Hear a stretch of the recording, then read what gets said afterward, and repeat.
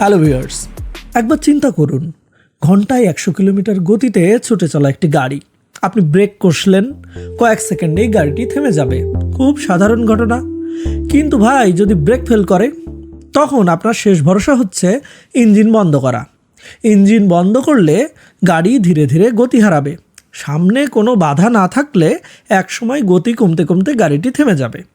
কিন্তু যদি সামনে দেয়াল থাকে, মানুষ থাকে অথবা রাস্তা শেষ হয়ে যায়, তাহলে দুর্ঘটনা অনিবার্য। এবার চিন্তা করুন একটি বিশাল জাহাজের কথা, যার ওজন হাজার হাজার টন, চলতেছে সাগরে। গাড়ির মতো কোনো মেকানিক্যাল ব্রেক সিস্টেম জাহাজে নেই। জাহাজ থামানোর উপায় হলো ইঞ্জিনের পাওয়ার কমানো, নিউট্রাল করা, প্রোপেলার উল্টা ঘোরানো। এটাই জাহাজের ব্রেকিং অ্যাকশন। কিন্তু বাস্তবতা হলো ইঞ্জিন বন্ধ করলেই জাহাজ থেমে যাবে না। পানির কম ঘর্ষণ এবং জড়তার কারণে একটি জাহাজ, বড় জাহাজ 5 থেকে 8 কিলোমিটার অথবা নিজের দৈর্ঘ্যের 7 থেকে 8 গুণ পথ পাড়ি দিয়ে এরপর থামবে। এটাকেই বলা হয় স্টপিং ডিস্টেন্স। অনেকে ভাবে জাহাজের তো নোঙর বা অ্যাঙ্কর আছে, যে কোনো সময় ফেললে জাহাজ দাঁড়িয়ে যাবে। এটা ভুল ধারণা। চলন্ত জাহাজের অ্যাঙ্কর ফেললে অ্যাঙ্করের চেইন ছিঁড়ে যেতে পারে, জাহাজের নিচের অংশ ফেটে যেতে পারে, পুরো জাহাজ ঘুরে গিয়ে নিয়ন্ত্রণ হারাতে পারে। অ্যাঙ্কর বা নোঙর শুধু থেমে থাকা জাহাজকে জায়গায় ধরে রাখে, ঠিক পার্কিং ব্রেকের মতো। দেখুন, জাহাজের কোনো হেডলাইটও নেই, আছে নেভিগেশন লাইট, রেড, গ্রিন এবং হোয়াইট। সাগরে হেডলাইট জ্বালিয়ে কি হবে? সমুদ্রের কুয়াশা, আর্দ্রতা এবং নোনা পানি আলোকে গিলে ফেলবে মাত্র কয়েকশো মিটারের ভেতরে। সমুদ্রে তো কোনো পিচ ঢালা রাস্তা নাই। তবে অদৃশ্য সি রুট ফলো করে জাহাজ চলে radar, AIS, GPS, echo sounder এবং মেরিন নেভিগেশন চার্ট ইউজ করে। এই সবের উপর ভর করে। যেমন ধরুন, রাতের বেলা ঘুটঘুটে অন্ধকারে দূরে কোনো জাহাজ দেখা যাচ্ছে। আপনি এরকম 3টি লাইট দেখলেন, সাদা এবং লাল আলো। লাল বাতি জাহাজের বাম পাশে থাকে। আপনি যদি এমন লাইট দেখেন, তার মানে হলো জাহাজ আপনার ডান থেকে বামে যাচ্ছে। সবুজ বাতি থাকে জাহাজের ডানে। সুতরাং রাতে যদি দূরে কোনো জাহাজে এমনভাবে বাতি জ্বলতে দেখেন, তার মানে জাহাজ আপনার বাম থেকে ডানে যাচ্ছে। কিন্তু যদি এমন লাইট দেখেন, তার মানে জাহাজ সরাসরি আপনার দিকে আসতেছে। ধাক্কা খাবেন যদি সরে না যান। আবার যদি এরকম একটি সাদা লাইট দেখেন, তার মানে আপনার সামনে জাহাজ আছে, কিন্তু সেটা আপনার মতোই সামনের দিকে এগিয়ে যাচ্ছে। সমুদ্রের মাঝখানে চলাচলটা চ্যালেঞ্জিং। তবে সবচাইতে বড় চ্যালেঞ্জিং হচ্ছে পাইলটেজ বা জাহাজকে বন্দরে ঢোকানো। কারণ বন্দরের কাছে ধীরে যেতে হয়, আর ঠিক তখনই বাতাসের 3 সেকেন্ডের একটা ঝাপটা বা গাস্ট উইন্ড পুরো জাহাজকে তছনছ করে দিতে পারে। আজকের ভিডিওতে কিছু ইন্টারেস্টিং বিষয় নিয়ে আলোচনা করব। কেন চট্টগ্রাম বন্দরে বড় জাহাজ ঢুকতে পারে না? মাতারবাড়ি গভীর সমুদ্র বন্দর কেন বাংলাদেশের জন্য গেম চেঞ্জার? আর কিভাবে একটি সাধারণ লোহার বাক্স বা কন্টেইনার পুরো পৃথিবীর ইতিহাস চেঞ্জ করে দিল? সব জাহাজ কিন্তু এক সাইজের হয় না। ধরুন একটি বিশাল জাহাজ, কিন্তু সাইজে এতই বড় যে পানামা খাল দিয়ে এই জাহাজ ঢুকতে পারে না। তখন সেটাকে গোটা দক্ষিণ আমেরিকা মহাদেশ ঘুরে যেতে হবে, অর্থাৎ 10,000 কিলোমিটারেরও বেশি পথ পাড়ি দিতে হবে এক্সট্রা। ফুয়েল কস্ট বাড়বে, টাইম ডিলে হবে, আলটিমেটলি শিপিং কস্ট বাড়বে। পানামা খালের পুরনো লকের সাইজ অনুযায়ী সবচাইতে বড় যে জাহাজ পাড়ি দিতে পারে তাকে বলা হয় প্যানামেক্স জাহাজ। প্যানামেক্স ক্লাস জাহাজগুলো লম্বায় হয় সর্বোচ্চ 294 মিটার আর চওড়ায় 32 মিটার। এটা হলো সর্বোচ্চ লিমিট। প্যানামেক্স জাহাজগুলো পানামা খালের সর্বোচ্চ সীমা অনুযায়ী ডিজাইন করা জাহাজ। এই যে ক্যাপাসিটি দেখতেছেন 4500 থেকে 5000 TEU, এই TEU মানে হলো 20 ফুট ইকুইভ্যালেন্ট ইউনিট। এই যে কন্টেইনার, তা 20 ফিট আর 40 ফিট সাইজের হয়ে থাকে। 20 ফিট কন্টেইনারে ভারী মালামাল দেওয়া হয়। হালকা কিন্তু বেশি ভলিউমের মাল বহন করে 40 ফিট কন্টেইনার। একটি 20 ফুট কন্টেইনার হলো 1 TEU আর একটি 40 ফুট কন্টেইনার হলো 2 TEU। জাহাজের ক্যাপাসিটি যদি হয় 5000 TEU, এর মানে হলো জাহাজটি ক্যারি করতে পারবে 20 ফুট সাইজের 5000 কন্টেইনার। টুইস্ট লক নামের একটি ছোট্ট যন্ত্রের সাহায্যে একটি কন্টেইনারের উপরে আরেকটি কন্টেইনার নিরাপদে আটকে রাখা হয়। 2016 সালে পানামা খাল সম্প্রসারণ করা হয়। এখন সর্বোচ্চ যে সাইজের জাহাজ পানামা খাল পাড়ি দিতে পারে সেগুলোকে বলা হয় নিউ প্যানাম্যাক্স জাহাজ, যা লম্বায় 366 মিটার আর চওড়ায় 49 মিটার পর্যন্ত হতে পারে, সর্বোচ্চ লিমিট।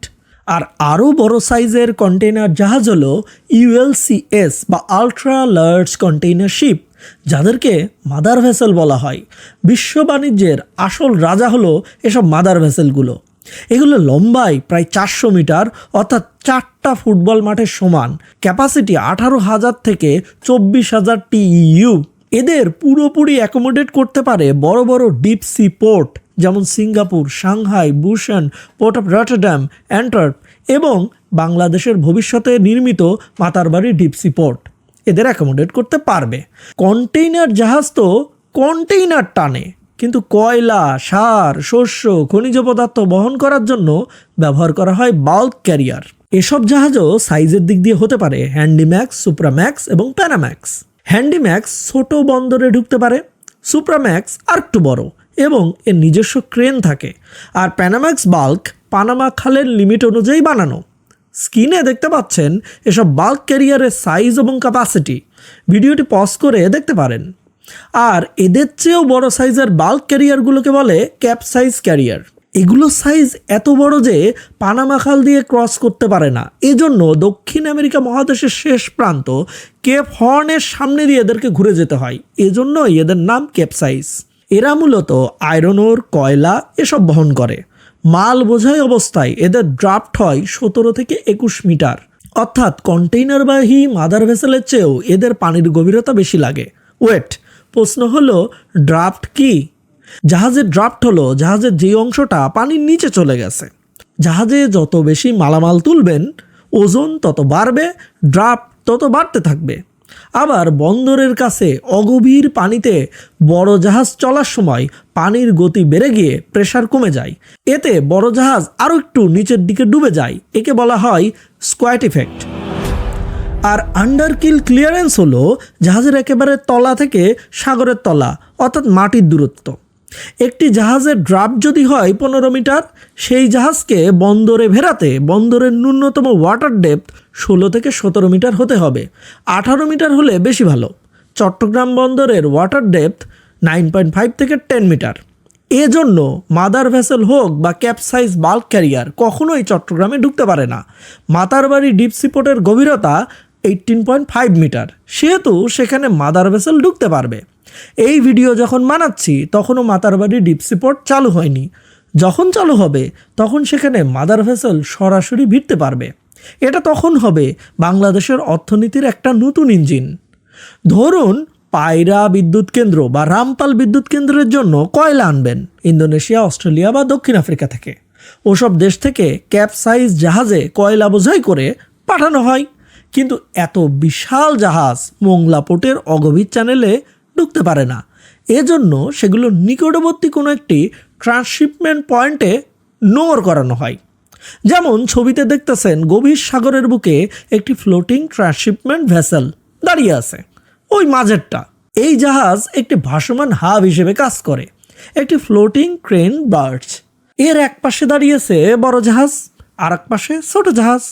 বড় জাহাজ থেকে কয়লা তুলে ছোট জাহাজে দিয়ে দেওয়া হলো ট্রান্সশিপমেন্ট ভেসেলের ফাংশন। এভাবেই কয়লা বড় জাহাজ থেকে শাটল ভেসেল বা ছোট জাহাজে ভরা হয়। এরপরে সেই ছোট জাহাজ পশুর নদী দিয়ে রামপালে যায় অথবা পায়রা এসে পৌঁছায়। দেখুন ভাই, এই টাইপের কোল্ড ট্রান্সশিপমেন্ট হয় ফ্লোটিং ক্রেন বার্জ দিয়ে, কিন্তু কন্টেইনার এভাবে মাঝ সাগরে অদল বদল করা হয় না। কন্টেইনার ট্রান্সশিপমেন্ট হয় কলম্বো বা সিঙ্গাপুর টাইপের টার্মিনালের STS ক্রেন দিয়ে। বিষয়টি এক্সপ্লেইন করি। ধরুন চীন থেকে মালামাল বাংলাদেশে আসবে। সাংহাইয়ের ইয়াংশান ডিপ সি পোর্ট হলো চীনের সবচাইতে বড় কন্টেইনার পোর্ট এবং দানব সাইজের ULCS জাহাজগুলোর প্রধান লোডিং বন্দর এটাই। চীনে এরকম অনেক ULCS ক্যাপেবল পোর্ট আছে। স্ক্রিনে দেখতে পারতেছেন চীনের কিছু বড় বন্দরের নাম। এখন ধরুন সাংহাইয়ের ওই পোর্ট থেকে বাংলাদেশের জন্য মালামাল বোঝাই কন্টেইনার তোলা হলো ইউএলসিএস সাইজের একটি বিশাল বড় জাহাজে। এই জাহাজে বাংলাদেশ ছাড়াও ইন্দোনেশিয়া, অস্ট্রেলিয়া, থাইল্যান্ডে পাঠানো হবে এমন সব মালামাল আলাদা আলাদা কন্টেনারে ভরে ভরে বোঝাই করা হলো। ইউএলসিএস জাহাজ মাল নিয়ে এরপরে সিঙ্গাপুরে এলো। সিঙ্গাপুরের পোর্ট হলো দুনিয়ার অন্যতম বড় ট্রান্সশিপমেন্ট হাব। এখান থেকে বাংলাদেশের জন্য পাঠানো কন্টেইনারগুলো বাংলাদেশগামী ছোট ফিডার ভেসেলে ওঠানো হবে। একইভাবে যে ফিডার ভেসেল অস্ট্রেলিয়া যাবে সেটাতে অস্ট্রেলিয়ার জন্য পাঠানো কন্টেইনার তোলা হবে। তো যাই হোক, বাংলাদেশগামী ফিডার ভেসেল এরপর মাল নিয়ে চট্টগ্রাম পোর্টে চলে আসবে। এই যে সিঙ্গাপুরে মাঝখানে মাল নামানো এবং ওঠানো হলো, এর জন্য খরচ বাড়ে, সময় নষ্ট হয়। পোর্ট ম্যানেজমেন্টের ভাষায় একে বলা হয় ডাবল হ্যান্ডলিং। এবং এই কস্ট শেষ পর্যন্ত আমাদের বিদ্যুৎ বিল বা পণ্যের দামের সাথে যোগ হয়। গভীর সমুদ্র বন্দর থাকলে এই ডাবল খরচটি বেঁচে যেত। মাতারবাড়ি ডিপ সি পোর্ট চালু হলে বড় সাইজের মাদার ভেসেল আসবে। ট্রান্সশিপমেন্ট কস্ট বাবদ যে অতিরিক্ত 30% খরচ হয় সেটাও কমবে, শিপিং টাইম কমবে এবং বাংলাদেশ রিজিওনাল হাব হয়ে যেতে পারে। এশিয়াতে মালামাল সাপ্লাই দিতে চীনের বড় কন্টেইনার জাহাজ হয় সিঙ্গাপুরে আসে, নাই কলম্বো পোর্টে আসে। কলম্বো পোর্ট দক্ষিণ এশিয়ার সবচাইতে বড় ট্রান্সশিপমেন্ট হাব। সুতরাং বুঝতেই পারতেছেন মাতারবাড়ি বাংলাদেশের জন্য কতটা সিগনিফিকেন্ট হতে যাচ্ছে। মাতারবাড়ি কেন আমাদের জন্য এত গুরুত্বপূর্ণ। এবার ধরুন তেলবাহী জাহাজ তথা অয়েল ট্যাঙ্কারের কথা। যেমন অ্যাফ্রাম্যাক্স হলো মাঝারি তেলের ট্যাঙ্কার, বাংলাদেশের প্রোডাক্ট ট্যাঙ্কার হিসেবে এটা আসে। সুয়েজম্যাক্স হলো সুয়েজ খাল পাড়ি দিতে পারে এমন সর্বোচ্চ সাইজের তেলবাহী জাহাজ। আর ভিএলসিসি হলো ভেরি লার্জ ক্রুড ক্যারিয়ার, এটা বিশাল সাইজের অয়েল ট্যাঙ্কার। মধ্যপ্রাচ্য থেকে এশিয়ায় তেল সরবরাহের জন্য এটা পারফেক্ট। এই ভিএলসিসি কিন্তু কোনো সাধারণ পোর্টে ঢোকে না। তাহলে এই ভিএলসিসিতে তেল তোলে কিভাবে? উত্তর হলো ডিপ ওয়াটার অয়েল টার্মিনাল বা অফশোর লোডিং ফ্যাসিলিটি থেকে। যেমন স্ক্রিনে দেখতে পাচ্ছেন মধ্যপ্রাচ্যের বেশ কিছু দেশের বড় বড় অফশোর লোডিং ফ্যাসিলিটিগুলো। সোজা বাংলায় পাইপে করে তেল সাগরের গভীরে বানানো টার্মিনালে নিয়ে সেখান থেকে এসব বড় সাইজের জাহাজে লোড করা হয়। টার্মিনালগুলো যেখানে বানানো হয় সেখানে সমুদ্রের পানির গভীরতা 20 থেকে 25 মিটার হয়ে থাকে, যা এই টাইপের ভিএলসিসি জাহাজ দাঁড়ানোর জন্য যথেষ্ট। তেল তোলা হয় কিভাবে সেটা তো দেখা গেল, তেল খালাস করা হয় কিভাবে সেটা আবার দেখুন। এই যেমন ভিএলসিসি জাহাজগুলো বাংলাদেশের জন্য তেল খালাস করে মহেশখালীর এসপিএম বা সিঙ্গেল পয়েল মোরিংয়ে। সেটা আবার কি? এই এসপিএম হলো সমুদ্রের মাঝখানে একটা বিশাল লোহার বয়া। বড় তেলের জাহাজ এই বয়ার সাথে দড়ি বেঁধে দাঁড়ায় এবং সেখানেই তেল নামায়। এই বয়ার সাথে পাইপলাইন থাকে আর তেল সরাসরি পাইপ দিয়ে তীরে চলে যায়। অর্থাৎ তেল খালাসের জন্য জাহাজকে বন্দর পর্যন্ত আসতেই হয় না। অনেক দেশ অফশোর অ্যাঙ্করেজ তৈরি করে যেখানে 25 থেকে 30 মিটার সমুদ্রের পানির গভীরতা থাকে। ভিএলসিসি জাহাজগুলো এখানেও দাঁড়াতে পারে। মিডল ইস্টের যে কোনো একটি তেল রপ্তানিকারক দেশের কথা একবার চিন্তা করুন, ধরুন সৌদি আরব। সেখান থেকে তেল সুয়েজ খাল হয়ে ইউরোপে পাঠাতে সুয়েজম্যাক্স জাহাজ লাগে। অর্থাৎ সুয়েজ খাল দিয়ে সবচাইতে বড় যে জাহাজ পাড়ি দিতে পারে সেই জাহাজ।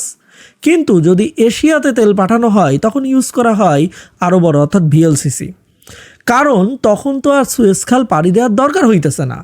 তবে ভিএলসিসি এর চেয়েও বড় অয়েল ট্যাঙ্কার আছে, সেটা হলো ইউএলসিসি বা আল্ট্রা লার্জ ক্রুড ক্যারিয়ার, বিশ্বের সবচেয়ে বড় তেলের ট্যাঙ্কার। পৃথিবীতে কেবল 5 থেকে 6টি বন্দর আছে যেখানে এই জাহাজগুলো ভিড়তে পারে। এই জাহাজের ড্রাফট লাগে 24 মিটার, অর্থাৎ এগুলোর জন্য অত্যন্ত গভীর পানির প্রয়োজন হয়। বাংলাদেশ বা ভারতের কোনো বন্দরেই ইউএলসিসি ঢুকতে পারবে না। এবার ফিরে আসি বন্দর ব্যবস্থাপনায়। 1956 সালের আগে বন্দরগুলো ছিল বিশৃঙ্খলতার আখড়া। তখন কোনো কন্টেইনার ছিল না, অর্থাৎ ওই সেই লোহার কন্টেইনার।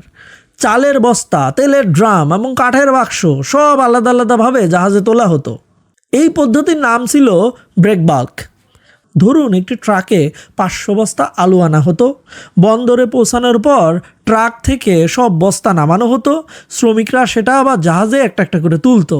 জাহাজ আবার গন্তব্যে পৌঁছানোর পরে সেই সব বস্তা আবার একটা একটা করে নামানো হইতো। এরপরে আবার একটা একটা করে ট্রাকে তোলা হইতো। এতে সময় লাগতো, শ্রম লাগতো, ভুল হইতো, চুরি হইতো, মাল নষ্ট হইতো। কিন্তু ম্যালকম ম্যাকলিন নামের একজন ট্রাক ড্রাইভারের মাথায় একটা বুদ্ধি আসে। তিনি ভাবলেন, ট্রাকের বস্তাগুলো আলাদা আলাদাভাবে নামানোর দরকার কি? আমি যদি ট্রাকের উপরের পুরো বাক্সটাই খুলে জাহাজের উপরে বসিয়ে দিই তাহলে? 1956 সালে তিনি আইডিয়াল এক্স নামের একটি জাহাজে 58টি কন্টেইনার তুলে যাত্রা শুরু করেন। ফলাফল, মাল তোলার খরচ সেই সময়কার $5.83 থেকে কমে মাত্র 15.8 সেন্টে নেমে গেল। খরচ কমলো 97%। এ থেকেই তৈরি হলো কন্টেইনার কনসেপ্ট। আজ আপনার হাতের স্মার্টফোন থেকে শুরু করে গায়ের বিদেশি ব্র্যান্ডের টি শার্ট সবই এই কন্টেনারেই করে এসেছে। ম্যালকম শুধু জাহাজের ব্যবসার খরচই কমায়নি, তিনি বিশ্বায়ন বা গ্লোবালাইজেশনেরও জন্ম দিয়েছেন কাইন্ড অফ। একটি আধুনিক বন্দর কিন্তু শুধু জাহাজ বাঁধার ঘাট নয়, একে মূলত 3টি জোনে ভাগ করা যায়। প্রথম অংশের নাম হলো দ্য কি বা ফ্রন্ট লাইন। এখানে বিশাল সব শিপ টু শোর ক্রেন থাকে। এই ক্রেনগুলো অচল থাকা মানে হলো পোর্টের প্রতি ঘন্টায় লক্ষাধিক টাকার ক্ষতি, তাই এখানে 1 সেকেন্ডও সময় নষ্ট করাটাও বিলাসিতা। দ্বিতীয় অংশটি হলো দ্য ইয়ার্ড। এটা হলো গোডাউন বা স্টোরেজ। এখানে কন্টেইনারগুলো স্তরে স্তরে সাজানো থাকে। এখানে কাজ করে আরটিজি বা রাবার টায়ার গ্র্যান্টি ক্রেন। আর শেষ ধাপ হলো দ্য গেট। এখান দিয়েই ট্রাক বা রেলে করে পণ্য বন্দর থেকে শহরে ঢোকে। আজকাল আধুনিক সব পোর্টে পেপার বা কাগজ লাগে না, সবাই অটোমেটিক স্ক্যানিং বা RFID প্রযুক্তিতে। কিন্তু পোর্টের এই বিশাল কর্মযজ্ঞ চালাইকে বেশিরভাগ সময় ব্যবহার হয় ল্যান্ডলর্ড মডেল। এর মানে হলো বন্দর কর্তৃপক্ষ, যেমন ধরুন চট্টগ্রাম বন্দর কর্তৃপক্ষ হলো জমির মালিক। তাদের কাজ পুরো বন্দরের অবকাঠামো বানানো, আর ভেতরে ট্রেন চালানো, কন্টেইনার বা মাল উঠানো নামানোর কাজ করে প্রাইভেট কোম্পানি বা টার্মিনাল অপারেটর। ঠিক যেমন শপিং মলের মালিক দোকান ভাড়া দেয়, কিন্তু ব্যবসা করে দোকানদার। যেমন স্ক্রিনে দেখতে পাচ্ছেন কিছু নাম করা টার্মিনাল অপারেটর কোম্পানির নাম: Red Sea Gateway, DP World, PSA Singapore. এরা ল্যান্ডলর্ড মডেল ছাড়াও আরও কিছু মডেল আছে পোর্ট অপারেশনের জন্য। যেমন সার্ভিস পোর্ট মডেলে পোর্টের মালিকও সরকার, চালায়ও সরকার। অন্যদিকে টুল পোর্ট মডেলে সরকার এবং বেসরকারি কোম্পানি মিলেমিশে পোর্ট অপারেট করে, পোর্টের মালিক সরকারি থাকে। আবার ফুললি প্রাইভেটাইজ পোর্ট হলো একেবারেই বেসরকারি মালিকানাধীন পোর্ট। পোর্টের আয় আসে মূলত ট্যারিফ থেকে। জাহাজ পোর্টে ঢুকলেই টোনেজ ডিউ দিতে হয়। জাহাজ যত বড়, ফি তত বেশি। এটা হলো জাহাজের জন্য বন্দর প্রবেশের প্রবেশ মূল্য। আর যখন জাহাজ মাল তুলবে বা নামাবে তখন দিতে হয় ওয়াফেজ, অর্থাৎ যেটি ব্যবহার এবং কন্টেনার হ্যান্ডলিং ফি। এই চার্জ মাল ভেদে আলাদা হয়। গমের জন্য এক রেট, কয়লার জন্য আর এক রেট, আর কন্টেইনারের জন্য আবার সম্পূর্ণ ভিন্ন ট্যারিফ। ওয়াফেজই হলো বন্দরের সবচেয়ে বড় আয়, কারণ প্রতি টন মাল যেটি পেরোতেই এই ফি দিতে হয়। বন্দরে প্রতিটি ঘন্টা অত্যন্ত মূল্যবান। প্রতিটি জাহাজের জন্য বন্দরে নির্দিষ্ট একটি সময় বেঁধে দেওয়া হয়, যাকে বলা হয় লে টাইম বা ফ্রি টাইম। এই সময়ের মধ্যেই সমস্ত মাল নামানো এবং তোলা শেষ করতে হয়। জাহাজ যদি নিজের দোষে বেশি সময় দাঁড়িয়ে থাকে তাহলে তাকে দিতে হয় ড্যামারেজ বা জরিমানা। তবে যদি দেরি বন্দরের কারণে হয়, যেমন ক্রেন নষ্ট, জ্যাম বা আবহাওয়া, তখন জাহাজের কোনো জরিমানা দিতে হয় না। ভবিষ্যতে বন্দরগুলো হবে আরও স্মার্ট। রটারডাম বা সিঙ্গাপুরের মতো পোর্টে এখনই মানুষের চেয়ে রোবটের কাজ বেশি। সেখানে ক্রেনগুলো অটোমেটিক হয়ে গেছে। একে বলা হয় 4th জেনারেশন পোর্ট। বন্দর হলো বিশ্ব অর্থনীতির হৃৎপিণ্ড। এই হৃৎস্পন্দন থামলে বিশ্ব অচল হয়ে যায়। তাই পরের বার যখন আপনি বিদেশ থেকে ইম্পোর্টেড কোনো চকলেট খাবেন বা নতুন ল্যাপটপ কিনবেন, মনে রাখবেন এটা কোনো জাদুমন্ত্রে আপনার কাছে এসে পৌঁছায়নি। এটা এসেছে ঝড় ঝঙ্কা পাড়ি দিয়ে কোনো একটা ব্যস্ত বন্দরের গেট পেরিয়ে। আর এত বড় বড় জাহাজ এত সব দামি মালামাল ক্যারি করে, ডুবে গেলে কি হবে? ইন্স্যুরেন্স কে দেবে? দেয় কে? এই ইন্স্যুরেন্স নিয়ে চলে আর এক বিশাল বাণিজ্য। মাথা ঘুরে যাবে। এই ভিডিওটি দেখতে পারেন।